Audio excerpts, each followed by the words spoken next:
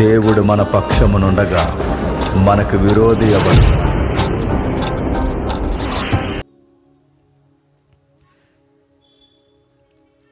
జాగ్రత్తగా కొన్ని సంగతులు విందాం.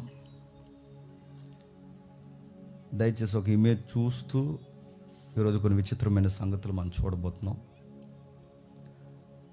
మనకి చర్చిలో ఉన్న అతిపెద్ద ప్రాబ్లం స్క్రీన్ ప్రాబ్లం. నిజానికి చర్చికి టీవీ కొన్నాం, కాకపోతే రాజకీయాల మీద ఆ టీవీ సుధాకర్ గారు కాకినాడలో ఉంచేశారు. ఈ పెద్ద మనిషి అది మన చర్చి కనుక ఇంక వదిలేసాం. ఇక్కడ కూడా ఇంకొక టీవీ కొనాలనుకుంటున్నాం, చూద్దాం పరిస్థితులను బట్టి. ఎందుకంటే ఇక్కడ టీవీ ఉంటే వచ్చే వారం టీవీ ఉంటుంది లేదా డౌట్, అందుకే కొనలేకపోతున్నాం. సరే చూద్దాం. ఒక ఇమేజ్ని జాగ్రత్తగా అబ్జర్వ్ చేయండి. ఇది సిలువ సన్నివేశం. లాస్ట్ ఇయర్ నుండి మన చర్చిని ఫాలో అవుతున్నది ఎంతమంది ఉన్నారు? మీ హ్యాండ్స్ రేజ్ చేయండి. రైట్. కొత్తగా వచ్చే వాళ్ళ కోసం ఒక్కసారి జ్ఞాపకం చేస్తాను. పోయిన ఏడాది కొన్ని భాగాలు చెప్పి ఒక చోట ఆపేశాను నేను. 2000 సంవత్సరాల క్రితం సిలువ దగ్గర జరిగిన కొన్ని పాత్రలను గురించి మనం ధ్యానిస్తున్నాం. ప్రభు అయిన యేసుక్రీస్తు వారు లేఖనాల ప్రకారం బలైపోయాడన్నది బైబిల్ చెబుతున్న వాస్తవం. అయితే ఆయన సిలువ ఎక్కడానికి చుట్టూ ఎవరెవరు ఏ విధంగా ప్రవర్తించారు అన్నది ఆలోచిస్తూ ఇస్కరియోతు యోధ కోసం వరకు ఆలోచించి ఆగిపోయారు. గుర్తుందా? ఇస్కరియోతు యోధ స్టడీకి ఫైనల్ స్టడీ. ఎందుకు మళ్ళీ సిలువ ధ్యానాలకు మనం వచ్చామంటే, ఇప్పుడు ప్రజెంట్ క్రిస్టియానిటీకి లెంట్ డేస్ స్టార్ట్ అయ్యాయి కనుక మనం లెంటో ఆచరిస్తున్నామా ఆచరించట్లేదు అన్నది ఆ డిఫెన్స్ తర్వాత విషయం. కానీ తగిన సమయం కనుక అందరూ సిలువను గురించి ధ్యానిస్తారు కనుక అవును, మీరు జాగ్రత్తగా వినండి. ఆమె దగ్గర వర్తించదు. మీరు చూడండి. నేను అడుగుతున్నాను, ఆవిడ ఏడుస్తుందంటే అక్కడ ఏడుస్తున్నట్లేదు బైబిల్లో. ఆవిడ ముఖం చిన్నబోయిందంటే చిన్నబోయినట్లేదు బైబిల్లో. ఆమె ఏం చేస్తుందంటే విచిత్రమైన పదం ఉంది. ఆ కొడుకు అలా ఎలాడుతుంటే అలా ఎలా నిలబడగలిగిందండి? వేర వనిత, దుఃఖ వనిత, గుండె లోతుల్లో ధైర్యంగా నిలబడిన వనిత, ఓహొలకందని వనిత. ఆమె పేరు తల్లి అయిన మరియా. ఏముంది? తను అర్థం చేసుకోవడానికి ఏముందంటే నిలుచుని ఉంది. మీరు ఒకసారి ఇమేజ్ ఒకసారి మళ్ళీ ఊహించుకోండి. ఎదురుగా ఆయన ఎంత దుఃఖంలో అయితే వేలాడుతున్నాడో అంతే దుఃఖంతో సిలువ మీద లేకపోయినా ఎదురుగా అంత దుఃఖాన్ని సలిపే హృదయం అక్కడ దగ్గరలో ఎవరిది ఉంటుంది చెప్పండి? మరేదే ఉంటుందండి. అక్కడ ఆయన బాధపడుతున్నాడు సిలువ కింద, చెప్పండి, ఈయన బాధపడుతున్నాడు. పేరు కామని సిలువేయలేదంతే కానీ ఆయన పడినంత బాధ ఈవిడ కూడా కింద పడుతుందా? ఖచ్చితంగా పడుతుంది. అయినా ఈమె జీవితంలో దేవుణ్ణి నమ్ముకున్న తప్ప ఎక్కడ సుఖమో సమాధానం ఉంది చెప్పండి? ఎక్కడ ఉండదు. చాలామందికి ప్రార్థన చేయడం రాకి తల్లులు అందరూ ప్రార్థనలు ఎలా చేస్తారంటే, ఈ ఏడాది ఇదిగో మాకున్న శ్రమలన్నీ తీసి నీ ఆకాశ వాకుని లిప్పి గొప్ప దీవెనలతో మమ్మల్ని దీవించే అంటారు. వీళ్ళకి వాళ్ళ ప్రేయర్ని బట్టి చెప్పొచ్చు వీళ్ళు ఇంకా భక్తిలో గ్రోత్ లేదని. కానీ భక్తులు ఎదిగిన వారు గుర్తుపెట్టుకోండి, ఆకాశ వాకిళ్ళు కాదు, నువ్వు దేవుళ్ళలోకి వచ్చిన తర్వాత ఆకాశ వాకిళ్ళు కూడా చెప్పండి మోయబడతాయి. ఈ దేవుళ్ళలోకి వచ్చిన తర్వాత నీకు శాంతి సమాధానం కాదు, మనశ్శాంతి లేకుండా పోతుంది. ఈ దేవుళ్ళలోకి వచ్చిన తర్వాత నువ్వేదో అనుకుంటున్నావు, నీకు రివర్స్ జరుగుతుంది. ఎందుకంటే తను ప్రేమించిన తన బిడ్డలకి ఇదే జరుగుతుంది. అందుకే ఆమెను గురించి ఆలోచిస్తున్నప్పుడు విచిత్రంగా స్టార్ట్ అవుతుంది తన లైఫ్. అలానే ఉంటానే మళ్ళీ సిలువ దగ్గరకు వద్దాం. ఒక్కసారి లూకాసు వార్త రండి. లూకాసు వార్త మొదటి అధ్యాయం 28వ వచనం నుండి. లూకాసు వార్త మొదటి అధ్యాయం 28వ వచనం నుండి. గాబ్రియేలు లోపలికి వచ్చి ఆమెను చూసి, దయాప్రాప్తురాలా, నీకు శుభము, ప్రభు నీకు తోడై ఉన్నాడని చెప్పాను. ఆమె ఆ మాటకు బహుగా తొందరపడి ఈ శుభవచనం ఏమిటో అని ఆలోచించుకొనుచుండగా, ఏంటట ఈ శుభవచనం ఏమిటో అని నేను అడుగుతున్నాను. పేరుకు శుభవచనమే తప్ప తన జీవితంలో శుభం ఉందా? తన శ్రమలకి ప్రారంభం ఏంటో తెలుసా? ఆ శుభవచనమే. తన శ్రమలకి ప్రారంభపు మాట ఏంటో తెలుసా? ఆ శుభవచనమే. నీకు శుభవచనం, ఈ శుభవచనం, నీకు శుభోదయం, నీకు శుభం కలుగును కాకన్నారు. ఈ శుభవచనం ఏంటి చెప్పండి? పేరుకు శుభవచనమే తప్ప నిజంగా బాగా శుభవచనం కానీ బయట ఉన్నట్టు ఆశీర్వాదాలు దీవులు ఇవి కదండి. ఇక్కడ శుభవచనం అంటే ఏంటో తెలుసా? నువ్వు రెడీ అయిపో, నువ్వు ప్రిపేర్ అయిపో, నువ్వు దేవుని కొరకు దుఃఖం అనుభవించడానికి సిద్ధమైపోయిన వనితవు. నువ్వు దేవుని కొరకు ఎన్ని గాయాలైపోయినా మౌనంగా నిలబడవలసిన వనితవు. నువ్వు రాబోవు గొప్ప శ్రమకు, రాబోవు గొప్ప ఇబ్బందికి, రాబోవు గొప్ప పరీక్షకు, రాబోయే పరువు పోగొట్టుకునే పరిస్థితులకి నీకు ముందస్తు వెల్కమ్ కార్డు తెలుసా? శుభం రా అన్నాడు. ఆ శుభం కార్డు పడిన తర్వాత మీరు గమనించండి, ఎక్కడ సుఖం ఉందో చెప్పండి. అన్ని విషయాలు నేను వివరించను కానీ టూకీగా 2 మాటలు చెప్పి నేను త్వరగా ముగించేస్తాను. 16 నుంచి 17 ఏళ్ళ ఆడపిల్లలు ఉన్నాయి.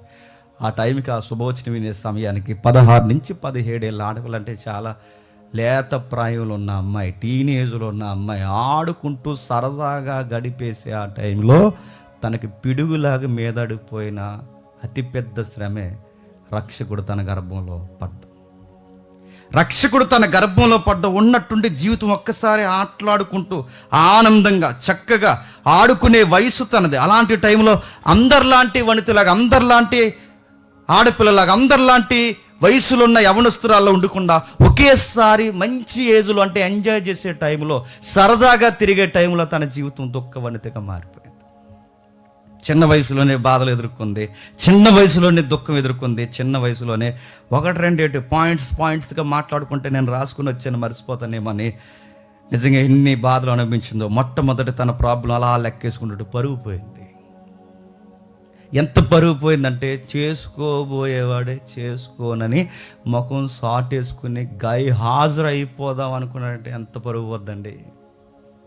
ఆ పిల్లని నేను చేసుకోనండి అని నిశ్చితార్థం చేసుకున్నవాడు ఆ పిల్లని నేను చేసుకోనండి అన్నాడంటే ఇంకా అమ్మాయి ఏమైపోద్ది చెప్పండి. ఎంత ప్రాబ్లం చూడండి. ఎందుకు చేసుకోవంటే ఒకవేళ అందరికి చెప్పకపోవచ్చు, యోసేపు నీతిమంతుడు కనుక మంచోడు కనుక ఎవరికి చెప్పకపోవచ్చు, క్లోజ్ పీపుల్స్ ఎవరైనా దగ్గరికి వెళ్ళి ఎందుకు చేసుకోని అడిగితే ఏం చెప్తాడు చెప్పండి? తను ప్రెగ్నెంట్ అండి, ఎలా చేసుకోమంటానండి?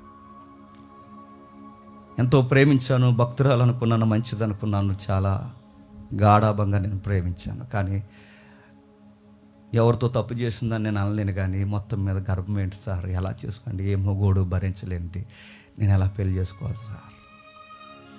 యోసేపు ఎవరంటే, ఎందుకంటే ఏదన్నా నలుగురికి చెప్పుకోగలరేమో కానీ తన భార్య ఎవరితోనో గర్భం తెచ్చుకుందంటే మీరు గమనించండి, ఇంకా అవి వివరించడానికి కూడా బాగు, అసలు పరిస్థితులు ఘోరంగా ఉంటాయి.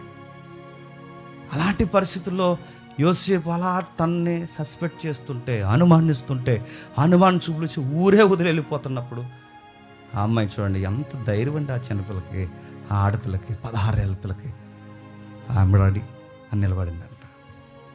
దేవుని కొరకు శుభవచనం అందుకున్నాను, ఐఎమ్ రెడీ, ప్రిపేర్ అయిపోయాను, ఐఎమ్ రెడీ. ఏదైనా సరే ఎదుర్కోవడానికి రెడీ. తెలిసొచ్చాయో తెలియకొచ్చాయో పరిస్థితులు నా జీవితంలోకి వచ్చాయి, అయితే నేను దేవుని కొరకు నిలబడిపోయింది. రోజుకి గర్భం పెరిగింది. సరిగ్గా అదే టైంలో మోతుబర్లు పిలుపునిచ్చి జనాభా లెక్కలకు రమ్మన్నారు. జనాభా లెక్కలకు వెళ్ళిన తర్వాత పుట్టబోయేవాడు సర్వోన్నతుడు కుమారుడని శుభవచనం చెప్పి, పుట్టబోయేవాడు దావీదు సింహాసనాన్ని పరిపాలిస్తాడు శుభవచనం చెప్తే, అలాంటి శుభవచనం పలికిన ఆమెన పుట్టబోవు దేవుని కుమారుని గర్భంలో పెట్టుకున్న ఆమెకి సేదైన వార్త ఏంటో తెలుసా? ఖండానికి స్థలము దొరకలేదు. నేను అడుగుతున్నాను, చిన్న వయసు నుంచి ఆ గుండెకి ఎన్ని దెబ్బలు తగిలినాయండి? 1 కాదు 2 కాదు, శిలువ ముందు అక్కడికి వచ్చి నిలబడే లోపు ఇదే గాయం అనుకోకండి, తన జీవితంలో చాలా గాయాలు ఉన్నాయి, చాలా బాధలు అనుభవించింది. పుట్టబోయే బిడ్డ కొరకు బాధ అనిపించింది.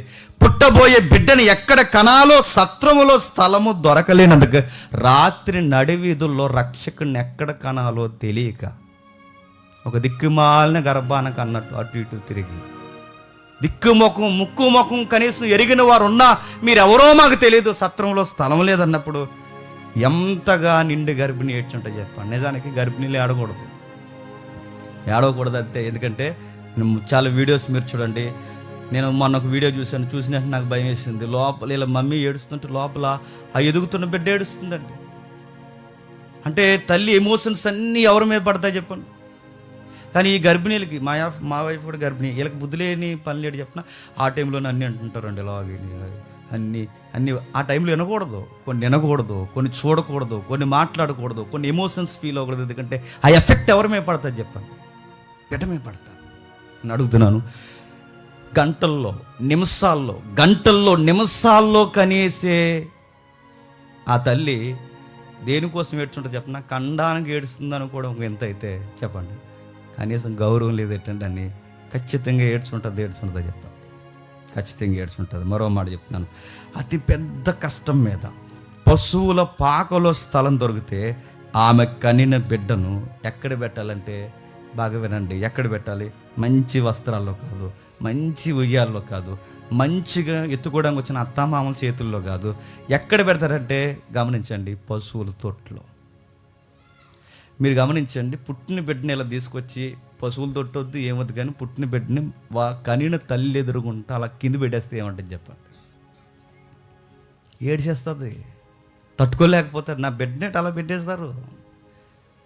పశువులు తిరిగే తొట్టి దగ్గర ఆ బిడ్డను పెట్టేసినప్పుడు తను ఎంత హృదయం విలవిల్లాడిపోయి ఉంటుంది. మరో మాట మీరు గమనించండి, ఆమెకు తగిలిన గాయాలు చెప్తున్నాను.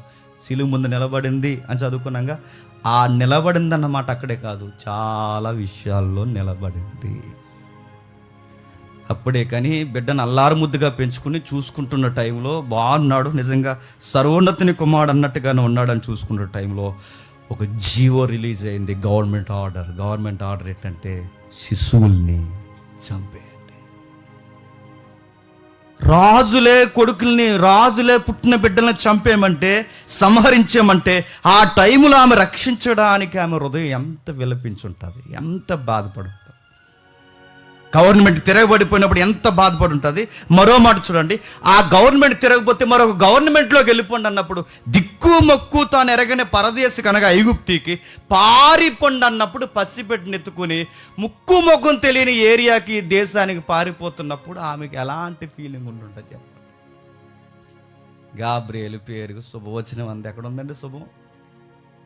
కన్నప్పుడు లేదు శుభం, నిలబడినప్పుడు లేదు శుభం, బిడ్డను నిద్రపోచ్చినప్పుడు లేదు శుభం. ఇప్పుడు పరదేశ కంటే ఐగుప్తికి పారిపోండి. ఎవరు కనబడకుండా పారిపోండి. ముఖ్యంగా బిడ్డను తీసుకుని పారిపోండి అన్నప్పుడు ఆ బిడ్డ పుట్టిన దగ్గర నుంచి ఎక్కడుంది చెప్పండి ఆ మరియ గుండెల్లో సంతోషం? ఎక్కడా లేదు. మరో మాట చెప్తున్నాను, తన కుమారుణ్ణి, బాగా వినండి, తన కుమారుణ్ణి తాను ఎరిగిన ప్రజలే చూస్తుండగా తృణీకరిస్తుంటే ఆ హృదయం ఎంత విలవిల్లాడిపోయి ఉంటుంది చెప్పండి.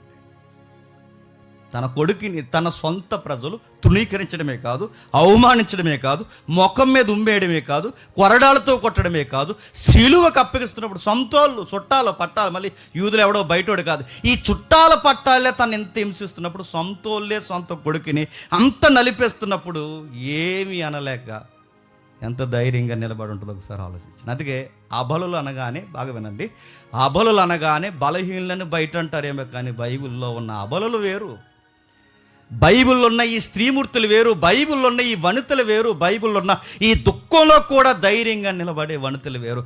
బయటున్న వనితులు దుఃఖం ఏదన్నా వస్తే ఫ్యాన్ అయిపు చూస్తారు, బయటున్న వనితులు ఏదైనా దుఃఖం వస్తే గ్యాస్ వెలిగించేసుకుంటున్నారు, బయటున్న వనితులను ఏమని అనండి రాజమండ్రి బ్రిడ్జ్ ఎక్కేస్తున్నారు, వాళ్ళని ఏమని అనండి గోదావరిలోకో నూతులోకో ఏదైనా ఫ్యాన్లోకో ఏదో చూసుకుని నడుతున్నాను.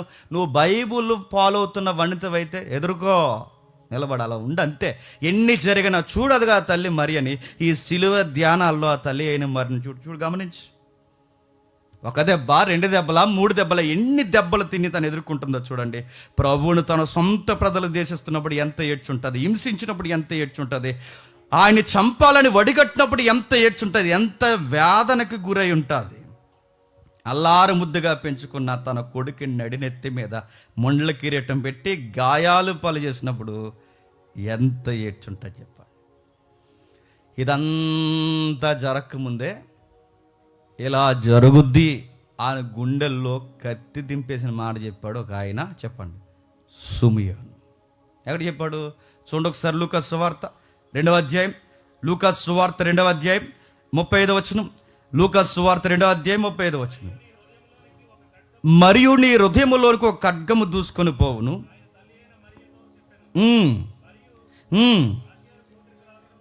ఏంటంటే నీ హృదయములోనికి ఒక ఖడ్గము దూసుకుపోయాను. నీ హృదయములోనికి ఒక ఖడ్గము దూసుకుపోవును. ఖడ్గం, ఆ బిడ్డ పుట్టినప్పుడు ఖడ్గంలా దూసుకుపోతుంది. పరిస్థితులు రోజు రోజుకి కత్తి దింపేస్తున్నట్టు ఉంటుంది. నీ పరిస్థితులు రోజు రోజుకి ఎలా ఉంటుంది తెలుసా? ఖడ్గము దిగిపోయినట్టే ఉంటుంది. ఘోరాప్తి ఘోరంగా ఉంటుంది. దుఃఖాన్ని భరించలేవు, ఖడ్గం దింపునట్టు ఉంటుంది. అంటే అన్నట్టుగానే జరిగిపోతుంది. 16 ఏళ్ళ నుంచి, బాగా వినండి, 16 ఏళ్ళు అంటే ఇప్పుడు గమనించండి, యేసుప్రభు వరకు 30 సంవత్సరాలకి బాప్టిజం తీసుకున్నాడు. 33.5 సంవత్సరాలకి ఆయన సిలువేశారు. ఆయనకే 33.5 సంవత్సరాలు వచ్చాయంటే మీరు ఎక్స్పెక్ట్ చేయండి, మరియమ్మ గారు సిలువ ముందు నిలబడే సమయానికి ఆమె వయసు ఎంత ఉంటుందో ఒకసారి మీరు అంచనా వేయండి. సుమారు 40-50 సంవత్సరాల దగ్గరకు ఉంటుందండి, లేదా 50 దాటిన, ఎందుకంటే అంచనా ఏజ్ మనకు తెలియదు. 50 దాటి 60 మధ్యస్థంలో ఆశ్చర్యపోకూడదు. అంటే వయసు దాటేసిన తల్లి అన్నమాట. రెస్ట్ తీసుకోవాల్సిన టైంలో రెస్ట్ లేదు, సుఖపడాల్సిన టైంలో సుఖం లేదు, సమాధానంగా ఉండాల్సిన టైంలో సమాధానం లేదు. అయితే సిలువ యొద్ద నిలబడింది. రోజు రోజుకి బాధలు ఎదుర్కొంది. పుట్టినప్పుడు ఎదుర్కొంది, కానీ తర్వాత బిడ్డను ఎక్కడా పెట్టాలో స్థలం దొరకలేనప్పుడు ఎదుర్కొంది. చివరికి బిడ్డని పెంచుతున్నప్పుడు, సొంతోలు అవమానిస్తున్నప్పుడు ఆ బాధను ఎదుర్కొంది. ఇంట్లో వాళ్ళే వ్యతిరేకమైనప్పుడు కూడా బాధను ఎదుర్కొంది. ఎందుకంటే సొంత తమ్ముళ్ళే యేసుక్రీస్తు వారిని ఏమన్నారండి? మా ఓడి పిచ్చోడు, ఫేమ్గాడు అన్నారు. ఈ మాట అన్నారు తెలుసా? మా అన్నయ్యకి కొంచెం మెంటల్ ప్రాబ్లం ఉందన్నారు. ఇలాంటివన్నీ తన పట్ల ఫేస్ చేసింది. ఒక్కటే అడుగుతున్నాను, ఈయన వలన ఆమెకి ఏం సుఖం ఉంది చెప్పండి? ఏం సుఖం లేదు. ఆ కూడా తిరిగేవాడు. 12 సంవత్సరాల వయసు వచ్చింది. వయసు వచ్చినప్పుడు ఆ దేవాలయానికి ఇలాగ మందిరానికి తీసుకెళ్లారు. మందిరాన్ని తీసుకెళ్తే మందిరంలోంచి మాయమైపోయాడు. ఏం బాబు ఎక్కడికి వెళ్ళిపోయావు అని అడిగితే తిరగొచ్చావు మాట అన్నాడు. అమ్మా, ఈ పనుల మీద ఉండాలని మీకు తెలుసు కదా, మీకు తెలుసు కదంటే మీరే కదా నాకు చెప్పారని, మీకు తెలుసు కదా, నాకు తెలుసు, మీకు తెలుసు కదా అనగానే ఆవిడ ఆ మాటలు జ్ఞాపకం పెట్టుకుందట. నిజంగా ఈ బిడ్డ ఏంటి ఇలా ఉన్నాడు అని ప్రతిదీ తలపోస్తూ ధ్యానిస్తూ లోపల పెట్టుకొని ఎన్ని బాధలు నిండుగా 50-60 సంవత్సరాలు బదిరించి ఆ సిలువ ముందల మౌనంగా నిలబడిపోయింది. అందుకే యోహాన్ గారు చాలా బాగా రాస్తున్నాడు, సిలువ యొద్ద నిలుచుండి. ఏంటట? సిలువ యొద్ద నిలుచుండి ఆమె మరణిస్తున్న ఆ వ్యక్తి తల్లి, ఆ సిలువపై యాదను అనుభవిస్తున్న ఆ వ్యక్తి తల్లి, ఆ బాధను అనుభవిస్తున్న బిడ్డ ఎవరి బిడ్డో కాదు, ఆ ఏడకుండా పంటి బిగున బాధను దాచేసిన ఆ తల్లి బిడ్డే ప్రేమతో ముద్దాడి, నొసలను ముద్దాడి చక్కగా కౌగిల్లో ఎత్తి పెంచుకున్న ఆ బిడ్డే ఇప్పుడు రక్తపు ముద్దగా ముద్దాడిన ఆ నొసటికి ముండ్ల కిరీటంతో ముద్దాడిన ఆ దేహానికి రక్తపు గాయాలుతున్న ఆ బిడ్డ ఎవరు కాదు, వయసు అయిపోయిన ఆ తల్లి బిడ్డే. బుల్లి చేతులతో నడిచి చిన్న చిన్న పాదాలతో గట్టిగా నడుస్తూ అరుస్తూ ఉన్న ఆ బిడ్డని ఇప్పుడు మేకులేసి బిగించేసి చంపేశారు. మనకి ఎంత పెద్ద వయసు వచ్చేసినా మన తల్లులకి ఎప్పుడు మనం చిన్నోళ్ళమే. చూసారా? 2 సంవత్సరాలు మన వయసు తక్కువ చెప్తారు. ఎప్పుడు మీరు గమనించారా? లేటుగా పట్టుకోలేని మాటలు ఉన్నాయి, భరించలేని ఊహల కందని బరువైన మాటలు అలా ఉన్నాయి. మౌనంగా నిలబడి జరుగుతుంది, దైవ చిత్తం జరుగుతుందండి. సొంత వారు ఇంకేమున్నాయి? ఆయన శిష్యులు ఆయన ఒంటరిని చేసి వెళ్ళిపోయినప్పుడు, ఆయన స్నేహితులు ఆయన ఒంటరి చేసి వెళ్ళిపోయినప్పుడు, ఆయన సొంత వారు ఆయన ఒంటరిని చేస్తూ నీకరించి వెళ్ళిపోయినప్పుడు, అన్ని హృదయాలు ఆయనకి ధైర్యం అయిపోయినప్పుడు, ఒక్క హృదయం మాత్రం దూరం అవ్వకుండా చెప్పండి దగ్గర నిలబడింది, లబ్డబ్బని కొట్టుకుంటూ. ఆ హృదయం ఎవరిదో కాదు, తల్లి హృదయం, మాతృ హృదయం, ప్రేమ హృదయం, దగ్గరగా నిలబడిన హృదయం. ఆ హృదయం అంటుంది, నాన్న నేనేమనాలో ఏం వివరించాలో నాకు అర్థం కాదు, దైవ చిత్తమే సిద్ధించుగాక. మౌనం. వర్ణిస్తున్న ఎన్నో పదాలు ఉన్నాయి ఇక్కడ. ఇంకా నిలబడి ఉంది, మీరు గమనించండి, ఇంకా నిలబడి ఉంది అక్కడ. ఆ నిలబడినప్పుడు ఎన్నో బలహీన పరిస్థితుల్లో నిలబడలేని ఆడవాళ్ళు తను చూస్తుంటే ధైర్యం తెచ్చుకోవాలి. తనలోని దుఃఖాన్ని అణుచుకోలేక గట్టిగా ఏడ్చిన ఆడద కాదు మరియ, గుర్తుపెట్టుకోండి. తనలోని దుఃఖాన్ని అణుచుకోలేక గట్టిగా ఏడ్చిన అబల కాదు మరియ, దుఃఖాన్ని గట్టిగా అదిమి పెట్టిన దుఃఖ వనిత మరియ. తన కళ్ళ ముందు తన కొడుకు తన కళ్ళ ముందు తన కొడుకు అలా కనబడుతున్నప్పుడు కళ్ళు తిరిగి పడిపోయిన బలహీనమైన వనిత కాదు మరియా. ఆ 2 కళ్ళు రెప్పేయకుండా ధైర్యంగా చూస్తున్న వేర వనిత మరియా. మరొకటి, ఆమె పెదవులు బాగా వినండి, ఆమె పెదవులు ఒక్క మాటను కూడా ఉచ్చరించకుండా ఒరే దరిద్రులారా నా కొడుకుని చంపేస్తున్నారా, ఒరే పనికి మాలోరా నా కొడుకుని చంపేస్తున్నారు, ఒరే ఈరోజు కూడా తిరిగి మీరు అందరూ ఏమైపోయారు అని ఒక్క మాట కూడా అనకుండా, ఎన్ని రొట్టెలు తిన్నారా, ఎంత మాంసం తిన్నారా, ఎన్నిసార్లు చేపలు తిన్నారా, ఎన్ని స్వస్థతలు పొందారా, ఏమైందిరా మీకు, ఏం రోగం వచ్చిందిరా, ఆ చేతులతోనే నా కొడుకుని చంపేస్తున్నారు అని ఒక్క మాట కూడా ఉచ్చరించకుండా పంటి బిగును బాధాసి ధైర్యంగా చూస్తున్న వేరు వనిత చెప్పండి మరియా. తనలోని బాధను నిశ్శబ్దంగా భరిస్తూ మౌనంగా ఉండిపోయి, చలనం లేని నీళ్లు ఎలాగైతే లోతుగా ఉన్నాయో, ఇప్పుడు లోతుగా ఉంది ఈ బావిని ఎలా చెప్పగలం, నీళ్ళకి చలనం లేదనుకోండి, లోతు ఎక్కువ ఉందని. ఈమె కూడా ఏ చలనం లేకుండా ఏ కదలికలు లేకుండా అలా ఉందంటే తన గుండెల్లో చెప్పండి చాలా లోతైన గాయం ఉందన్నమాట. బాధ ఉంది, ఇబ్బంది ఉంది. అసలు ఎక్కడ చూడండి కొడుకన్ని బాధలు పడుతుంటే అంత మౌనంగా ఎలా చూడగలుగుతున్నావు, అసలు అంత ధైర్యంగా ఎలా ఉండదు. ఏ తల్లి అయినా ప్రపంచంలో ఉండదు చెప్పండి. ఇలా చెయ్యికి ఏదైనా గాయం తగిలి ఇలా చెయ్యి అంత పొరలెగిసిపోయిన తర్వాత కొడుకుని ఇంటికి తీసుకెళ్ళి డబ్బని కొలదిరి పడిపోతారండి. కొడుకుని చూడలేదు. అక్కడ వరకు ఎందుకంటే వైద్యులు ఉంటారా, ఈ వైద్యులు వాళ్ళ ఇంట్లో వాళ్ళకి గాయమైనప్పుడు వైద్యం చేయమనండి, దిగదు, ఇబ్బంది. ఎందుకంటే వాళ్ళ ప్రేమను చూసినప్పుడు వాళ్ళకి ఇబ్బంది అయిపోతుంది, కంగారు అయిపోతారు. మనం ప్రేమించిన వారి రక్తం మన కళ్ళ ముందు కనపడుతున్నప్పుడు మన మైండ్ పనిచేయదు, కంగారుగా ఉంటుంది, ఇబ్బందిగా ఉంటుంది. ఇవన్నీ ఆవిడ ఎలా చూడగలుగుతుందంటే ఆమె చాలా ధైర్యం ఉంది. ఆమె చేతులు బాగా వినండి, ఆమె చేతులు దగ్గరగా నిలబడి ఉంది. ఆమె చేతులు మొద్దుబారిపోయిన తన కొడుకు పాదాలు తాకడానికి చూస్తుంది, నిలబడి ఉంది. నేను వర్ణిస్తున్నాను, వచనాలు ఏం తీయకుండా మీరు అర్థం చేసుకోండి. మొద్దుబారిపోయిన తన కొడుకు పాదాలు తాకడానికి ప్రయత్నం చేస్తుంది, లేవలేని తన కొడుకు యొక్క చేతులు పట్టుకోవడానికి ప్రయత్నం చేస్తుంది, కదలలేని ఎండిపోయిన తన పెదాల వైపు తన తల్లి చూస్తుంది. దాహం అని నడుస్తున్న కొడుక్కి నీళ్ళు ఎవరు ఇవ్వలేని టైంలో అలా మౌనంగా చూస్తుంది. లోతైన బాధను గుండెల్లో పెట్టుకొని యోహాన్ అన్నాడు, ఆమె సిలువ యొద్దనే నిలుచుని ఉంది. జస్ట్ నిలుచుని ఉందని చదివేస్తాం కానీ నిలుచుని ఉంది ఎన్ని బాధలతో ఉంది, నిలుచుని ఉంది ఎంత దుఃఖంతో ఉంది, నిలబడి ఉంది ఇన్ని సమస్యలతో ఉంది, నిలబడి ఉంది ఎంత బాధలను అనుభవిస్తుంది. ఒక్కసారి లూకాసు వార్త చూడండి, మళ్ళీ ఆమె బాధ మనకు అర్థమవుతుంది. లూకాసు వార్త 2వ అధ్యాయం 48వ వచనం చూడండి. లూకాసు వార్త 2వ అధ్యాయం 48వ వచనం చూడండి. ఆమె తల్లిదండ్రులు ఆయనను చూసి మిక్కిలి ఆశ్చర్యపడిరి.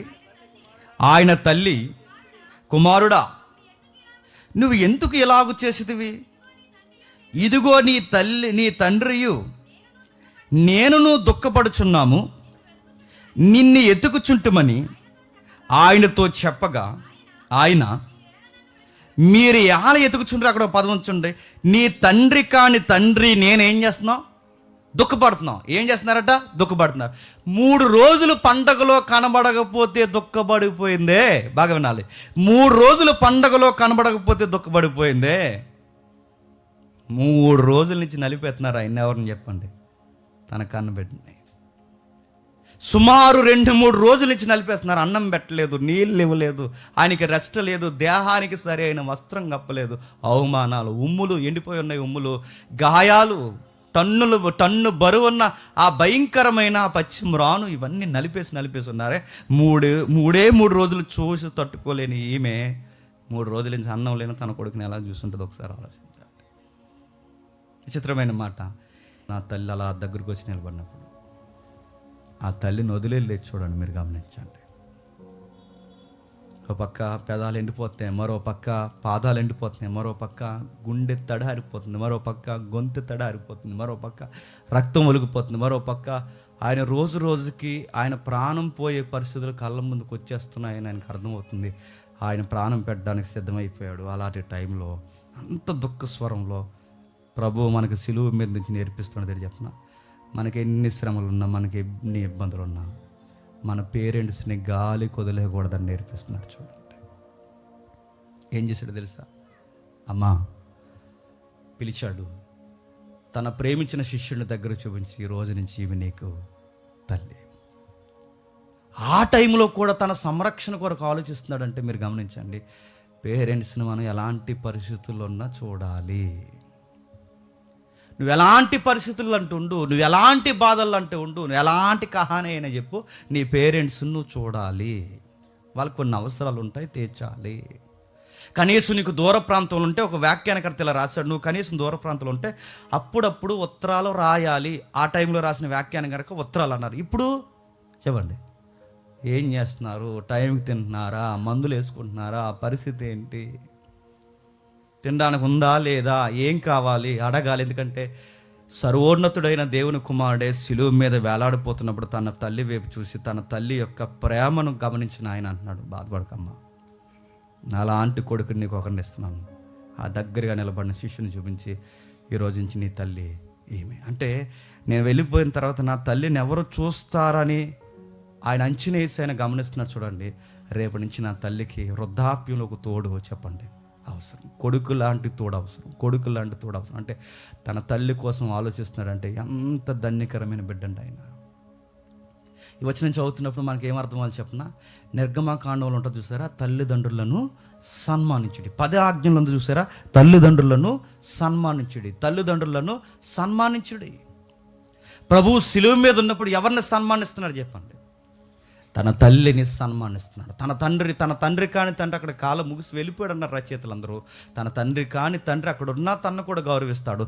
తన తల్లిని అంటున్నాడు, సన్మానిస్తున్నాడు. ఏమని? అమ్మ నువ్వేం బాధపడకు, రేపు నుంచి నీకు ఒక ఇల్లు ఇస్తున్నాను. ఆ ఇల్లు ఏదో కాదు, ఈ శిష్యుని ఇల్లే, ఈ కొడుకు ఇల్లే నీ ఇల్లు. అంటే నా వయసు అయిపోయిన తల్లికి ఒక ఇల్లు ఉండాలి, నా వయసు అయిపోయిన తల్లికి ఒక సమాధానం ఉండాలి, నా వయసు అయిపోయిన తల్లికి గుప్పెడు మెతుకులు ఉండాలి, నా వయసు అయిపోయిన నా తల్లిదండ్రులకి ఈ నీడ ఉండాలని ఆలోచిస్తున్నాడంటే ఇది కదండి పిల్లలు ఆలోచించాల్సిన విధానం. టక్కుమని కోళ్ళు వస్తే చాలండి, ఈ కోళ్ళు ఎడుతుంది పొల్ల, ఆముంటే నేను ఉండడానికి వీల్లేదు, నేనుంటే ఆమె ఉండడానికి వీల్లేదు. పెదరాయిల్లో మాట్లాడుతుంది, తెలుసుకో, సాకరీ చేయలేకపోతున్నావు, వాసన వచ్చేస్తుంది మీ అమ్మ, అన్నీ అక్కడే పోతుంది. వెంటనే ఈ అల్లుళ్ళు లేదా ఈ కొడుకులు ఏం చేస్తారంటే, మరేం చేద్దాం, ఏం చేయడం ఏంటి, అనాథాశ్రమంలో జాయిన్ చేసి రాజమండ్రిలో కొత్తగా ఓపెన్ చేశారంట తెలుసా అందంట. ఇలాంటి కొడుకులు ఎవరు ఉంటేనే మళ్ళీ చెప్తున్నారు, రాసి పెట్టుకోండి, త్వరలో పోతారు మీ అందరూ, రాసి పెట్టుకోండి.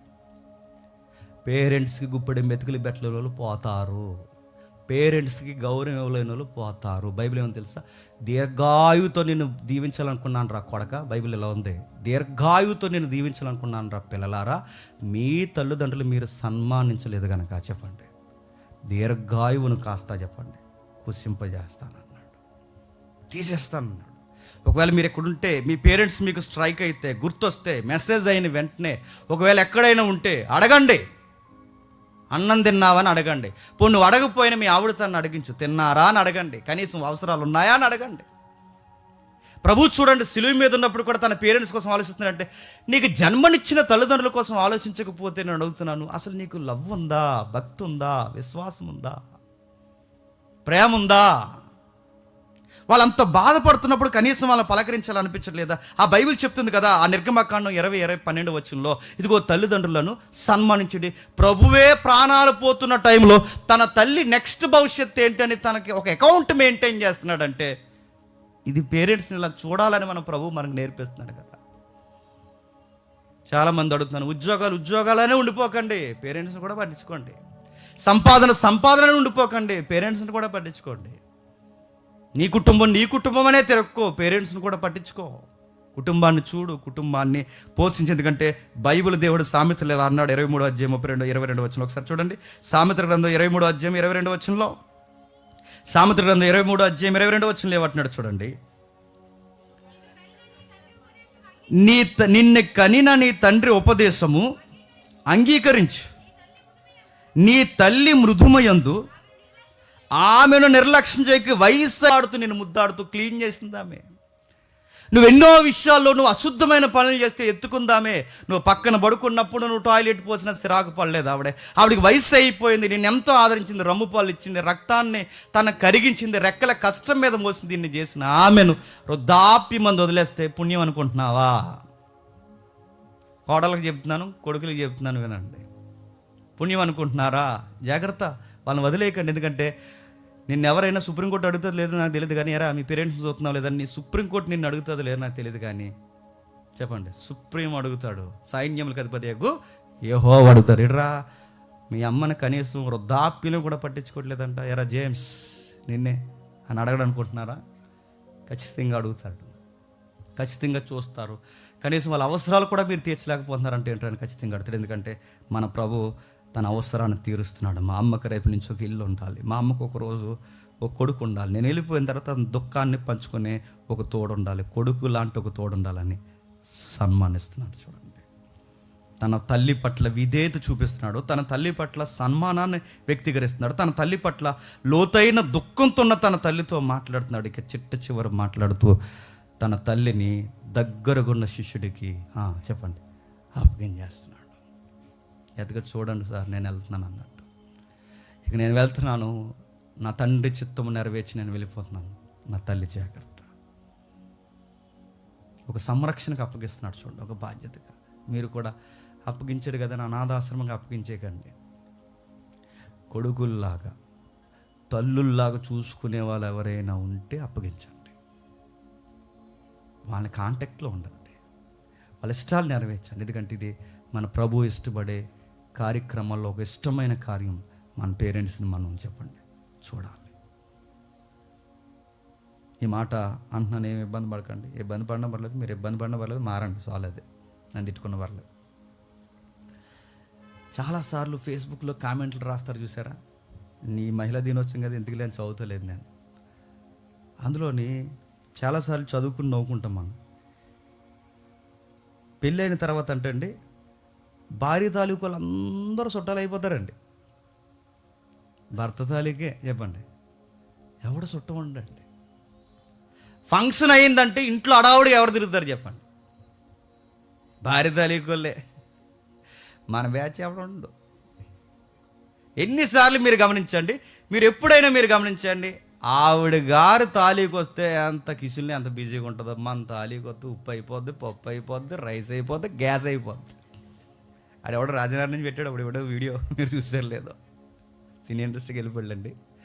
మీరు చూడండి ఇవలాంటివి. అదే వద్దు, మన పేరెంట్స్ ఎలాంటి వాళ్ళో చెప్పండి, భర్త పేరెంట్స్ కూడా చెప్పండి అలాంటి వాళ్ళే. చూడాలి, వాళ్ళు పట్టించుకోవాలి, ఖచ్చితంగా గమనించాలి. మరో విషయం, ఆ 19వ అధ్యాయం 25వ వచనం చదువుదాం. అక్కడ రాయబడిన మాట ఒకసారి, లోతైన జ్ఞానం ఉంది అక్కడ, ఒకసారి చదువుదాం, చూద్దాం ఒకసారి. 19వ అధ్యాయం యోహాను సువార్త, 19వ అధ్యాయం యోహాను సువార్త 25వ వచనంలో, ఆయన తల్లియు ఆయన తల్లి సహోదరియు క్లోపా భార్య అయిన మరియయు మగ్దలేని మరియయు యేసు శిలువనొద్ద నిలిచి ఉండగా, యేసు తన తల్లియు తాను ప్రేమించిన శిష్యుడును దగ్గర నిలుచుండుట చూసి, అమ్మా ఇదిగో నీ కుమారుడు, అమ్మా ఇదిగో నీ కుమారుడు. ఒక మాట్లాడుతున్నాను చూడండి, ఎవరో దగ్గరగా నిలబడ్డారట. ఎవరు నిలబడ్డారు చెప్పాలి? ఎవరో దగ్గరగా నిలబడ్డారట. అక్కడ నిలబడింది ఎవరు? మరియ నిలబడింది, మరొక మరియ సహోదరి నిలబడింది. వీళ్ళందరూ నిలబడ్డమే కాదు, ఎవరో ప్రేమించిన శిష్యుడు నిలబడ్డాడట. ప్రేమించిన శిష్యుడు నిలబడ్డాడంటే మరి శిష్యులందరూ గెత్సేమనే వరంలో పారిపోయారుగా. నిలబడ్డాడంటే ఈ శిష్యుడు ఎవడో మళ్ళీ తిరిగి వచ్చాడు.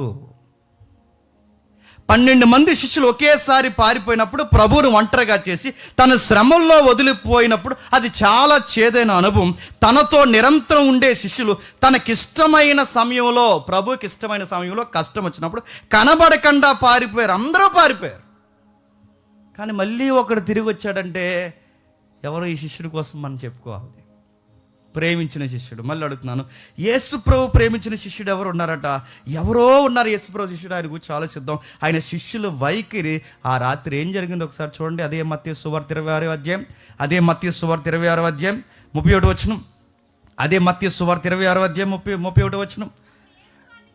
యేసుప్రభువు వారు తన శిష్యులను చూసి, ఈ రాత్రి మీరందరూ నా విషయమై నా విషయమై అభ్యంతరపడుదురు. అనగా గొర్రెల కాపరిని కొడతారు, మందలోని గొర్రెలన్నీ చెదిరిపోతాయి. ఏమన్నాడండి? నా విషయమై అభ్యంతరపడతారు. మనము కూడా మీరు గమనించండి, ఎప్పుడు అభ్యంతరాలు వస్తాయి చెప్పండి? అలాగా అన్నీ వెళ్ళిపోతున్నాయి, అభ్యంతరం రావండి. అలాగా ఏదో ఒక శ్రమ వస్తుంది చూసారా చెప్పండి, అప్పుడు అభ్యంతరాలు వస్తాయి. యేసుప్రభు వారు కూడా తిరిగినప్పుడు, రొట్టెలు పెట్టినప్పుడు అభ్యంతరాలు లేవు, స్వస్థతలు పెరుస్తున్నప్పుడు అభ్యంతరాలు లేవు, జనాలు తండోపతండాలకు వచ్చినప్పుడు అభ్యంతరాలు లేవు. ఎప్పుడు అభ్యంతరం వచ్చేసిందంటే మీరు గమనించండి, ఆ రాత్రి తన విషయమై అభ్యంతరపడతారు. ఎందుకు? ఒక చిన్న అలలాగా ఒక పెద్ద ఉప్పిన తయారైపోయింది. ఆయన అరెస్ట్ చేశారు, తన బంధించారు, గెత్సెమనే వనంలో బంధించారు. ఒక్కసారే కూడా ఉంటానన్న శిష్యులు తలక్రిందులైపోయారు. ఒక్కొక్కడు ఒక్కొక్క మాట మాట్లాడారు. అదే ప్రకారం శిష్యులందరూ 35 వచనం చెప్తున్నారు చూడండి. అదే ప్రకారం 26వ అధ్యాయం 35 వచనం మత్తయి సువార్త. అదే ప్రకారం శిష్యులందరూ చెప్పారట. ఇదే ప్రకారం పేతురు ఎలా చెప్పాడో వీళ్ళందరూ ఎలా చెప్పారు, అందరూ చెప్పారట. ఏమని చెప్పాడు? పేతురు ఒక మాట చెప్తాడు. ఏమని? ఎవరైనా నేను వదిలి వెళ్ళిపోవచ్చేమో కానీ చెప్పండి, నేను మాత్రం నేను వదిలి వెళ్ళిపోను. అందరూ అదే మాటతో ఏకస్వరంతో చెప్పారట. అందరూ చెప్తున్నారు ఏమనంటే, నిన్ను మేము వదిలిపోము, నిన్ను మేము ఎక్కడికి వదిలిపోము, నిన్ను మేము ఇదిగో ఒక శిష్యుడుగా మేము ఏం చేస్తాం తెలుసా, నిన్ను ఫాలో అవుతాం. అయినా నీకు మాట చెప్తున్నాం ప్రభా, మేముండగా నిన్నేవాడు ప్రభా చేసేది. ఇన్ని కబుర్లు చెప్పిన వాళ్ళందరూ, పేతురు ఒకటే చెప్పలేదట. ఎవరు చెప్పారు చెప్పండి? అందరూ చెప్పారట. అస్సలు నీ మీద కూడా వాళ్ళదు, అస్సలు నీకేం జరగదు, అసలు నథింగ్ బియాండ్, ఏం జరగదు, ఏం జరగదని ఇన్ని కహానీలు చెప్పిన వాళ్ళు అందరూ అలా చెప్పారు. అంటే పేతురు ఎంత బిల్డప్గా చెప్పాడో అందరూ అలానే చెప్పారు. ఒక్కసారే శ్రమ వచ్చేసరికి అందరూ ఏం చేశారు చెప్పండి?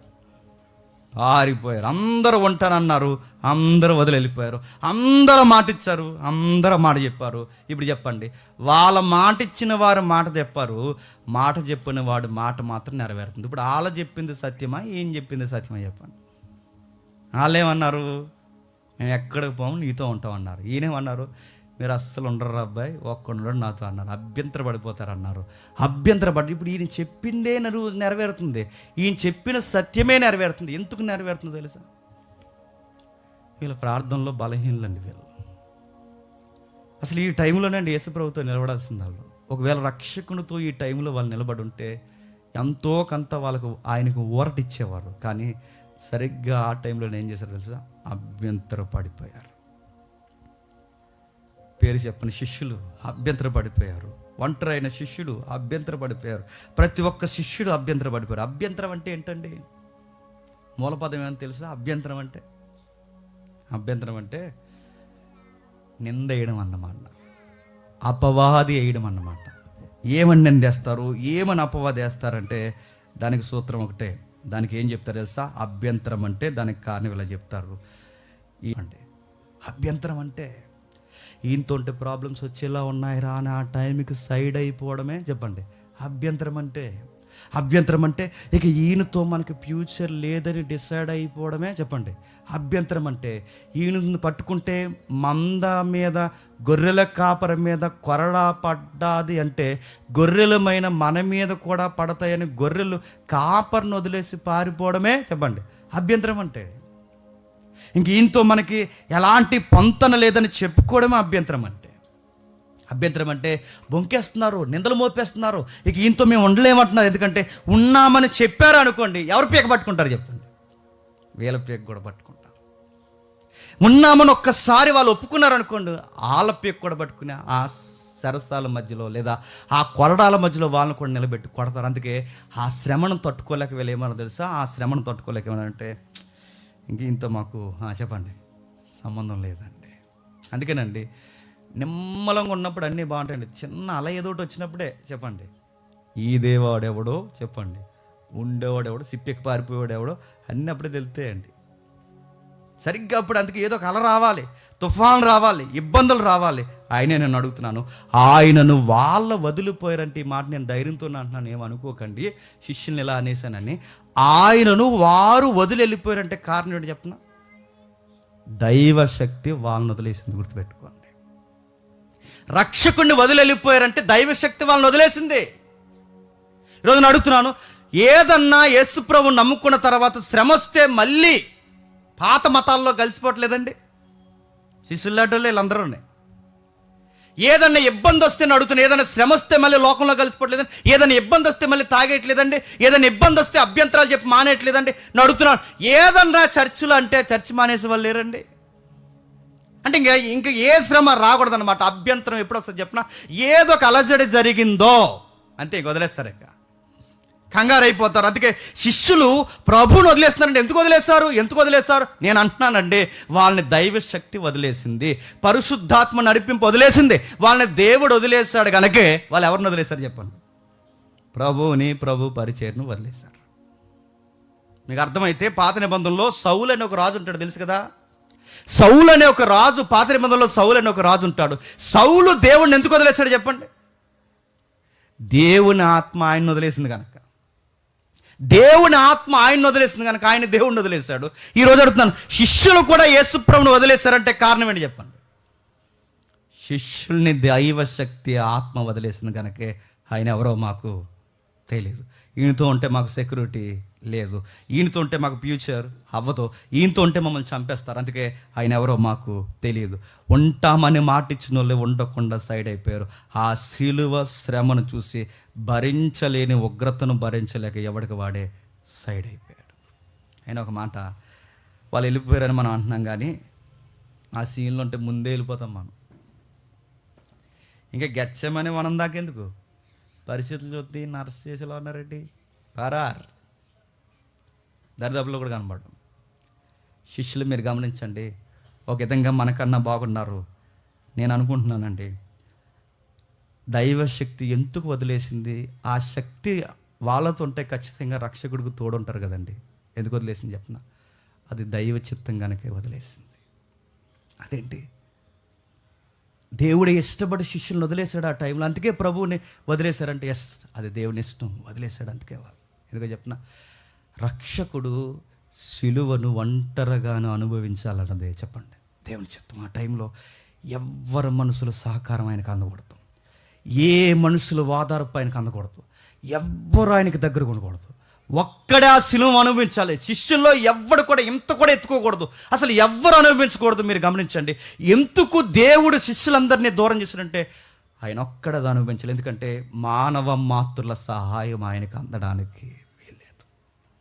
ఒకవేళ మానవ సహాయం ఆయనకు అందితే దైవశక్తి, బాగా వినండి, ఆయన యందు పనిచేయడానికి వెనకడుగేస్తుంది. ఎందుకంటే ఇప్పుడు ఆయన సిలువ దగ్గర దైవశక్తే పనిచేయాలి తప్ప మానవ శక్తి చెప్పండి పనిచేయకూడదు. శిష్యులు అంటున్నారుగా, మేము ఉంటామని. ప్రభు అంటాడు, మీరు ఉండకూడదు, మీరు ఉంటారంటారేంటి? భూమి మీద వెళ్ళేమంటున్నారంటే మేము ఉండగా నీకు సిలువ అంటున్నారు. పరలోక మందు దేవుడు అంటాడు, వీళ్ళు ఉండకూడదు, వీళ్ళు వెళ్ళిపోవాలి, వీళ్ళు ఎవరు నిలబడకూడదు. ఎందుకంటే ఈ సహాయం వీళ్ళకి అందకూడదు. వీళ్ళు అందితే ఈ దేవుని శక్తి పరలోకం నుంచి బయలుపడుతున్న దేవుని చిత్తాన్ని మోయలేదు, ప్రభు మోయలేడు. ఎందుకంటే మానవుల సలహాలు, మానవుల యొక్క ఉద్దేశాలు దైవశక్తి దేవుని కార్యానికి అడ్డొచ్చేస్తాయి. అందుకే దేవుని కార్యక్రమం ఆయన కోరుకున్నాడు, ఎవరు చుట్టూ ఉండకూడదు అనుకున్నాడు, పంపించేశారు. అందరూ వెళ్ళిపోయారు. గమనించండి, అందరూ వెళ్ళిపోయారు. అలాంటి అవమానకరమైన స్థలంలో వెళ్ళిపోయిన వారిలో ఒక శిష్యుడు మళ్ళీ తిరిగి వెనక్కి వచ్చాడు. అది వింత. ఇప్పుడు ఆ శిష్యుడు కూడా చెప్పండి సిలువ దగ్గర నిలబడి ఉన్నాడు. ఓ పక్క తల్లి నిలబడి ఉంది చెప్పండి, మరో పక్క శిష్యుడు నిలబడి ఉన్నాడు. ఎవరబ్బా శిష్యుడు? ఎవరి శిష్యుడు అంటే ఇదే గ్రంథంలో 20వ అధ్యాయం రండి ఒకసారి.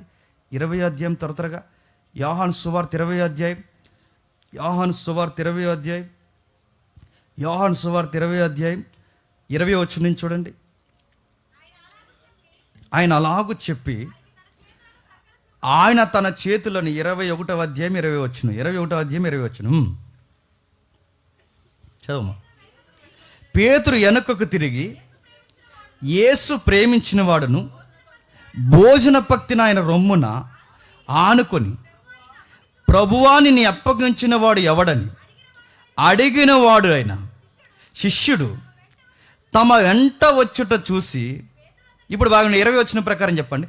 పేతురు వెనకకు తిరిగి యేసు ప్రేమించిన వాడును భోజన పక్తిని ఆయన రొమ్మును ఆనుకునిన, ప్రభువా నిన్ను అప్పగించేవాడు ఎవడని అడిగిన వాడైన శిష్యుడు తమ వెంట వచ్చుట చూసాను. ఇప్పుడు చెప్పండి, యేసు ప్రేమించిన శిష్యుడు ఎవరు? ఇక్కడ చదువుతుంటే వెనకాల ఎవరు వస్తున్నారు? మీరు ఒకసారి దృశ్యం ఊహించుకోండి. యేసు ప్రభు వారు ఇక సిలువుకి వెళ్ళిపోతున్నారు, లేదా క్షమించండి, యేసు ప్రభు వారు సిలువ వేయబడి తిరిగి లేచి ఇక 40 రోజులు కనబడి వెళ్ళిపోయే కార్యక్రమంలో ఇంక వెళ్ళిపోదాం అనుకునే టైంలో పేతురు గారితో డిస్కషన్ జరుగుతుంది. పేతురుని ప్రభు అడుగుతున్నాడు, ఏమని? నువ్వు నన్ను ప్రేమిస్తున్నావా అని అడిగాడు. పేతురు గారు ఏమన్నారు? నేను ప్రేమిస్తున్నాను ప్రభు అన్నాడు. ప్రభు మళ్ళీ అడిగాడు, ప్రేమిస్తున్నావా అని అడిగాడు. ఎందుకంటే మళ్ళీ ప్రేమిస్తున్నాను చెప్పాడు. మళ్ళీ అడిగాడు, ఇలా 3 సార్లు అడిగాడు. ఎందుకు అడిగాడు అంటే నువ్వు డైలాగులు చెప్తావు కానీ చెప్పండి నువ్వు ఉండవు అని. ఇలాగే చెప్పాడు కదండి. ఎవడు వదిలేసినా చెప్పండి ఈ గుండె వదులు నిన్ను అన్నాడు కదండి, వెళ్ళిపోయాడు. ఎవరు వదిలేసినా నేను వదలనన్న ఆయన, అందరికన్నా ముందు ఈయన వదిలేసిపోయాడు, ఆయన ఎవరో నాకు తెలదు అని వెళ్ళిపోయాడు. నేను అడుగుతున్నాను, అందుకే అడుగుతున్నాడు 3 సార్లు. ఎందుకు అడుగుతున్నాడు అంటే 3 సార్లు బొంకావు, 3 సార్లు ఎరగనన్నావు, ఇప్పుడు మళ్ళీ అడుగుతున్నాను, నువ్వు నన్ను ప్రేమిస్తున్నావు అని అడిగాడు. ప్రేమిస్తున్నాను ప్రభు అంటే వెంటనే దేవుడు అన్నాడు, ఓ గులాబీతే అన్నాడా? ప్రేమిస్తున్నానంటే ఏంటి? నా గొర్రెలను మేపు. గొర్రెలు మేపడం అంటే ఏంటండి? శిష్యులను తయారు చేయి, సంఘాన్ని కట్టు, సంఘం కొరకు పాటుపడు, ఇది ప్రేమిస్తున్నాం అన్నప్పుడు ఈ పేదరికి అస్సలు గొడవలు ఏంటి చెప్పిన? పేదరు గారు కాదు, పేదరు గారికి అదొక ఆవేశం అండి. పేదరితో ప్రభు అన్నాడు, నీకు విషయం చెప్తున్నాను పీటర్, కొంచెం ఓపుకున్నప్పుడే నా చిత్తం మీద ఉందో చేసే, రేపు నీకు వయసు అయిపోయిందంటే నువ్వు సొక్కా కూడా వేసుకెళ్ళావు, నీ నడుము కూడా కట్టుకెళ్ళావు, చివరికి నీకు ఇంకొకటి వచ్చి సొక్క వేయాలి, ఇంకొకటి వచ్చి నీ నడుము కట్టాలి.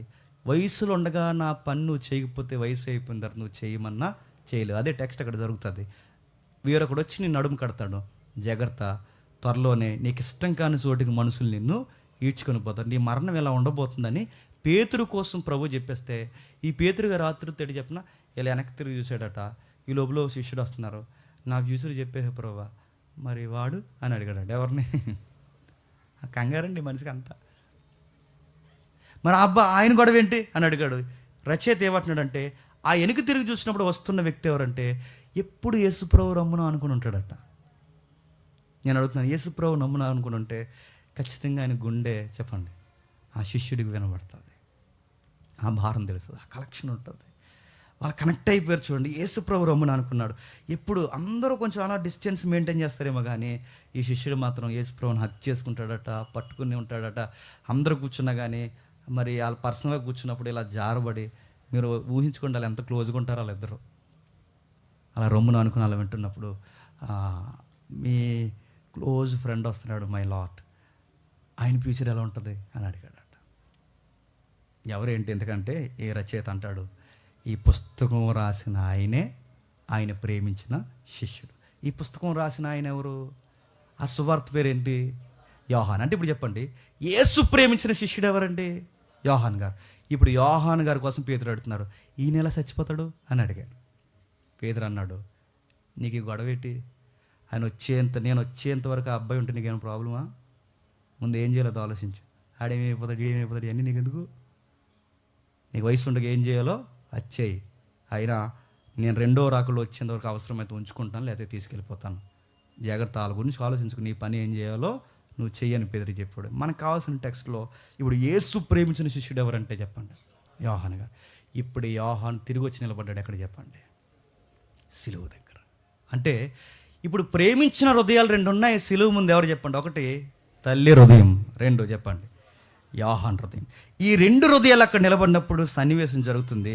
యోహాను తల్లిని బాగా ఉండండి, యోహానుకి తల్లిని కోరుండి అప్పగిస్తాడు. ఇదిగో నీ తల్లి. శిష్యుడా, ఇదిగో నీ తల్లి. ఎందుకు అప్పగించుంటాడు చెప్పండి? మామూలుగా అంచనా, మీకు ఏమైనా బైబిల్ అవగాహన ఉంటే ఎందుకు యోహానికి అప్పగించుంటాడు చెప్పండి? నేను ముగించేస్తున్నాను. యోహానికి ఎందుకు అప్పగించుంటాడు? దగ్గర ఉన్నాడు కాబట్టి అప్పగించాడండి, దూరం ఉన్నాడు అప్పగిస్తాడు అని జనరల్ థింక్ చెప్పకండి. ఎందుకు అప్పగించుంటాడు? ఒక మాట నేను చెప్పనా, రచయితలు రాసిందే నేను చెప్తున్నాను. 30 సంవత్సరాల్లో చక్కటి కొడుకుని లోకానికి బలైపోవడానికి సిద్ధపరిచి బలైపోతుంటే దగ్గర నిలబడి చూస్తుందంటే ఆ తల్లి మామూలు తల్లి కాదు. ఆ కొడుకుని పెంచిన విధానం మామూలు విధానం కాదు. మీరు గమనిస్తే ప్రపంచం ఏమవబోతుందో దర్శన గ్రంథం రాయాలి అంటే చక్కటి ట్రైనింగ్ ఇచ్చే తల్లి యోహాన్కి ఎవరు చెప్పండి? మరీ తప్ప ఇంకెవరెవరండి? ఈయనను ఈమె దగ్గరికి ఎందుకు చేశాడు, ఈమెను ఇతని దగ్గరికి ఎందుకు తెచ్చారంటే వీళ్ళిద్దరికి ఆ తీవ్రత ఉంది. లోక కళ్యాణం కోసం ఏదైనా త్యాగం చేసే తీవ్రత ఉంది వీళ్ళిద్దరికి. అందుకే అందరూ పోయారు, కానీ ఆ ఒక్కడ మాత్రం వచ్చినట్టు ఆ మాట ఎలా ఉందండి. అందరూ పోయారు, అందరితో పాటు పడు, కానీ ఉండలేకపోయాడు, తట్టుకోలేకపోయాడు. ఏమైపోతున్నాడు అన్నం పెట్టినోడు, ఏమైపోతున్నాడు హృదయానికి రోజు జారబడి ఉండేవాడిని ఏమైపోతున్నాడు అని. అందరూ పోయి రకరకాల పనులు ఉన్నారు, కానీ ఆ హృదయం ఉండలేకపోయింది. అందుకే చూడండి, ఆ హృదయము, ఈ హృదయం, తల్లి హృదయము, ఈ యోహాను హృదయము, ఆ పైన హృదయం, ఈ ముగ్గురు హృదయాలు ఒకటి కనుకే దేవుడు కనెక్టింగ్ చేస్తున్నాడు. మీరు గమనించండి. యోహాన్ని ఆమెకే ఎందుకు అప్పగిస్తున్నాడు? ఆమెకి ఎందుకంటే ఒకటి ప్రకటన గ్రంథం రాయాలి, రెండవది శిష్యులందరిలో చివరిలో చనిపోవాల్సిన వ్యక్తి ఎవరు చెప్పండి? దేవుని చిత్తంలో యోహానే చనిపోవాలి. మరో మాట, ఎన్నో బాధలు అనుభవించాలి, ఇబ్బందులు అనుభవించాలి, కరువులు అనుభవించాలి. 30 సంవత్సరాలు తన కొడుకుని సిలువకు రెడీ చేసిందంటే ఎన్ని శ్రమలైనా ఎదుర్కోవడానికి సొంత కొడుకులా మళ్ళీ ఇంకో కొడుకుని రెడీ చేసే చక్కటి తల్లి ఎవరు చెప్పండి? అందుకేనండి ఇంటికి చేర్చాడు. ఈమెనే ఎందుకు అప్పగించాడంటే ఇప్పుడు యోహాను కావాలి. ప్రేమించిన శిష్యుడికి దాని ఇచ్చే బహుమానం వెళ్ళిపోతున్నప్పుడు, తాను ప్రేమించిన శిష్యుడికి తాను వెళ్ళిపోతున్నప్పుడు ఇచ్చిన బహుమానం ఏంటి చెప్పిన? మా అమ్మే. చెప్పండి, మీ అమ్మ. ఎందుకన్నా బహుమానం ఏంటి? ఎందుకంటే ఈరోజు నేను ఎంత పరిచర్య చేస్తున్నానంటే ఈ అమ్మ ఇండైరెక్ట్గా నా వెనకాల నిలబడింది కనుక ఎంత పరిచర్య చేస్తున్నాను. రేపొద్దున్న నువ్వు ప్రకటన గ్రంథం రాయాలన్నా, రేపొద్దున్న నువ్వు సిలువ శ్రమలకి ఎక్కాలన్నా, రేపొద్దున్న నాకన్నా ఘోరంగా నేను హింసించి చంపేయాలన్నా, స్ట్రాంగ్గా నిలబడాలి అంటే నీ భక్తిని తీవ్రతని వెనకుండు నూరు పోసి ఒక తల్లి కావాలి. ఆ తల్లి ఎవరో కాదు, నా తల్లే, నీ తల్లి. తీసుకో. యోహానికి ఇంతకన్నా బహుమానం ఏముందండి? యోహానికి ఇంతకన్నా గొప్ప బహుమానం ఏముందండి? యోహానికి ఇంతకన్నా బాధ్యత ఏముంది చెప్పండి? తన శిష్యులకి ఇచ్చేశాడు, తన శిష్యులకి తీసుకెళ్ళిపోయారు, తన శిష్యుడికి ఇచ్చేశాడు. ఆ తల్లిని చేర్చుకున్నారు.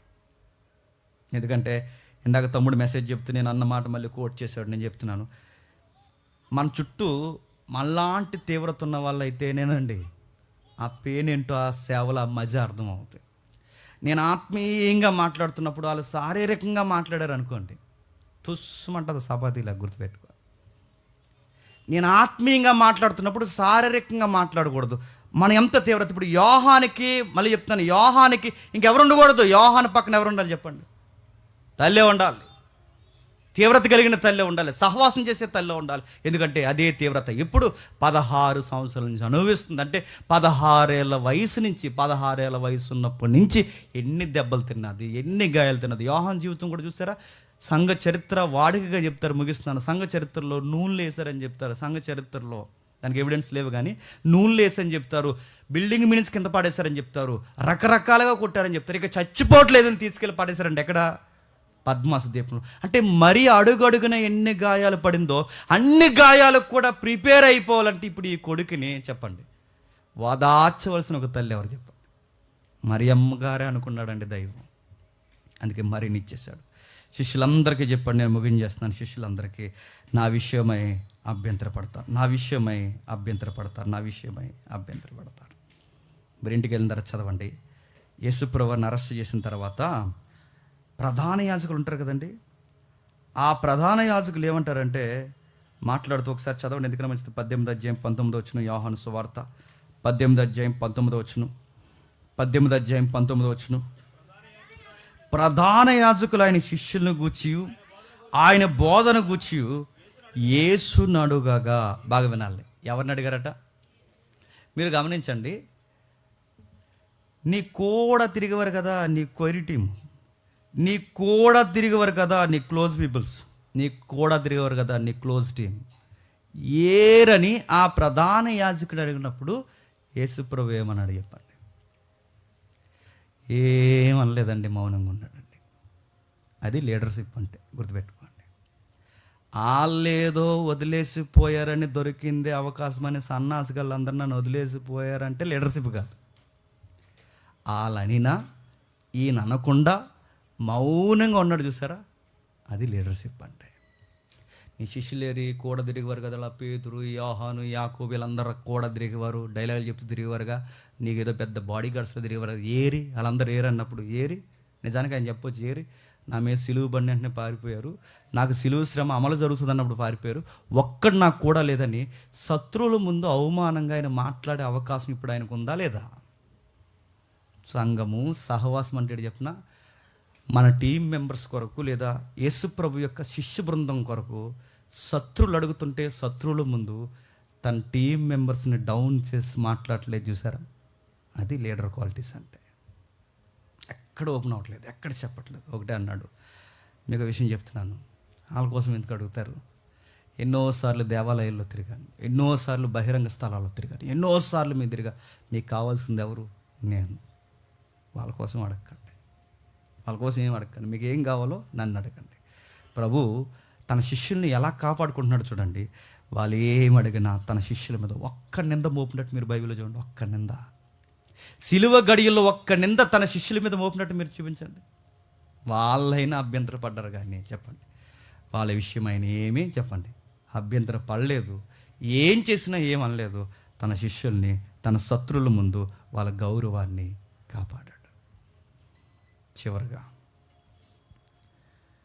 యేసుప్రభు వారు తిరిగి లేచారన్న వార్త స్త్రీలు వచ్చి చెప్పేశారు. మర్చిపోద్దు, మన మహిళా దినోత్సవం నిన్న అయింది కదా.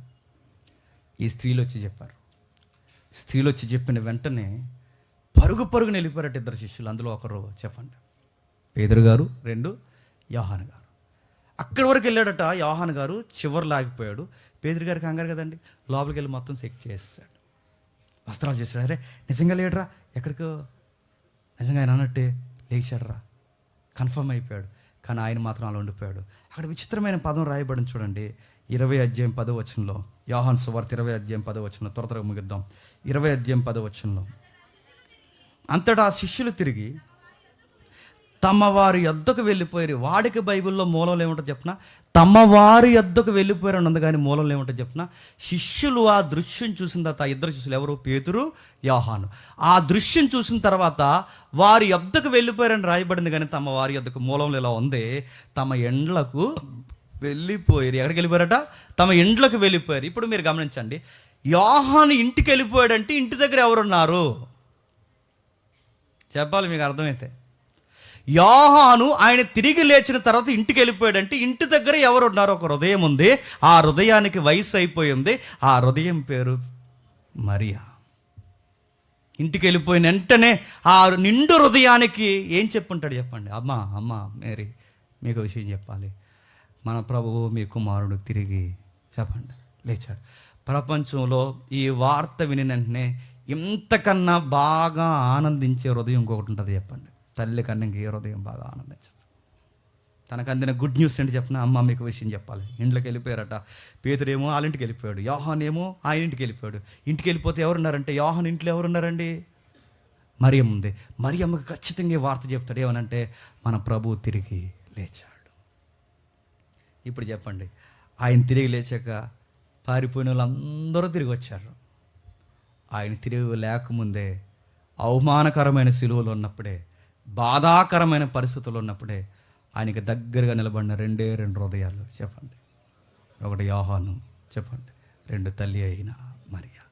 ఈ సిలువ సన్నివేశాల్లో, ఈ శ్రమ దినాల్లో ఈరోజు మనం మొట్టమొదటి తరగతులు మీరు గమనించండి. ఎన్ని శ్రమలు వచ్చినా మీరు ఆడవాళ్ళు అయితే, స్త్రీలైతే, వనితలు, వేరే వనితల్లో మీరు ఉండాలంటే మీరు మరియమ్మను చూడండి. సీటుకి మాటికి సూసైడ్కి రెడీ అయిపోకండి.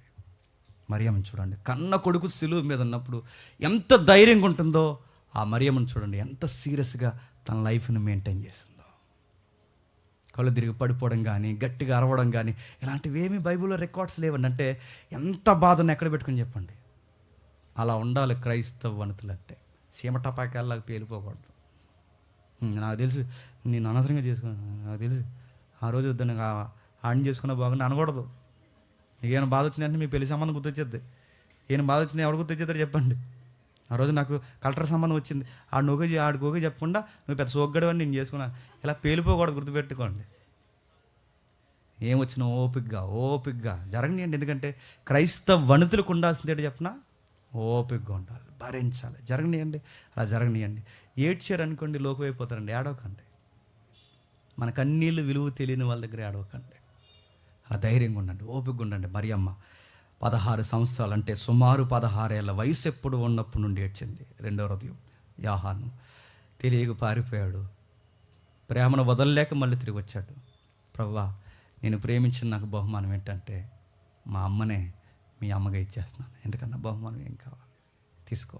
ఈ 2 హృదయాలు ఆ రోజు నిలబడ్డాయి. సంఘానికి తలకాయలు అయిపోయారు. ఆ ఇద్దరు, తల్లి కాని తల్లి యోహానుకి తల్లి అయిపోయింది, కొడుకు కాని కొడుకు ఈ తల్లికి కొడుకు అయిపోయాడు.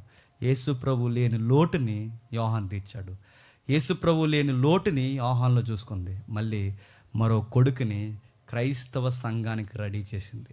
ఆ కొడుకే చెప్పండి, యోహాన్ గారు. సిలువ సన్నివేశాలు ఇంకా మనం ధ్యానించుకుంటూ పోతుంటే చాలా హృదయాలు ఉంటాయండి చుట్టూ, ప్రత్యక్షంగా పరోక్షంగా ఆయన కొరకు అశ్వులు బాసిన హృదయాలు. ఈ వారం మనం చూసాం. 1 మరియా, చెప్పండి. 2 యోహాన్. వచ్చే వారం చూద్దాం వీలైతే పిలాతు. వాడు ఎలా ప్రవర్తించాడు? ఆడదో రకం. ఆడికి ఓన్ డిసిషన్స్ ఉండవు, సొంత నిర్ణయాలు ఉండవు, అదో రకం. సత్యము ఎరిగి కూడా సత్యాన్ని స్వీకరించలేని నిలకడలేని మనుష్యుడు చెప్పండి, పిలాతు. ఆ పిలాతు కొరకు మనం చూడబోతున్నాం. ఈ సిలువ ధ్యానాలు ప్రతి వారం మిస్ అవ్వకుండా రండి. సుమారు లెంట డేస్ అయ్యేంత లోపు సిలువ చుట్టూ ఎవరెవరు ఎలా ప్రవర్తించాడో చూడండి. ఆ ప్రవర్తిస్తున్నప్పుడు మనల్ని మనం చూసుకుందాం, మనల్ని మనం ధ్యానిద్దాం, మనల్ని మనం పొడుచుకుందాం. నిజంగా ఇలాంటి శ్రమలు వస్తే యేసుని వదలకుండా ఉంటామా, యేసుని వదిలేసి వెళ్ళిపోతామా? క్రైస్తవ్యంలో ఉంటామా, క్రైస్తవ్యాన్ని తృణీకరించి వెళ్ళిపోతామా? ఇలాంటి శ్రమలు వచ్చినప్పుడు ప్రభువా ఎవరు ఏదైపోయినా నేను హృదయం వదలనని యోహాను మరియమ్మలాగా నిలబడగలమా? లేదా పేతురులాగా డైలాగులు చెప్పి సైడ్ అయిపోయి అంతా బాగుందనుకున్నప్పుడు అప్పుడు తిరిగి వస్తామా? ఏదన్నది మీ చేతుల్లో ఉంది. ఈ విషయం మీకు అర్థమైతే బొంకే పేతురులా ఉండొద్దు, పారిపోయే శిష్యులా ఉండొద్దు. తిరిగి వచ్చిన యోహాను కనిన తల్లి అయినా మరి ఇలా ఉందాం.